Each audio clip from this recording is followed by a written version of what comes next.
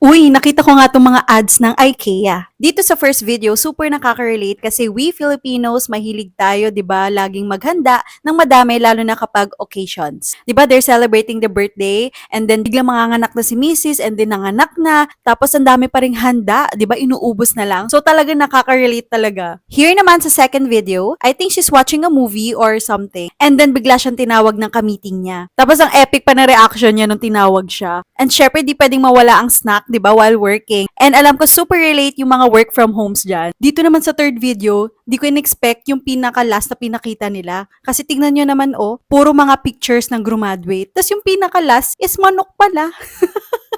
Super nakakatawa talaga, aliw talaga nitong ads ni IKEA. 'Di ba pansin nyo sa bawat video merong IKEA products? The food container, the plate, and picture frame. It really shows a very Filipino home, 'di ba? As we all know, IKEA is a global furnishing brand. The dream of having a functional home is possible with affordable yet quality products by just adding IKEA. Napaka-catchy talaga yung mga video ads ni IKEA. So kung hindi nyo pa napapanood, watch it now!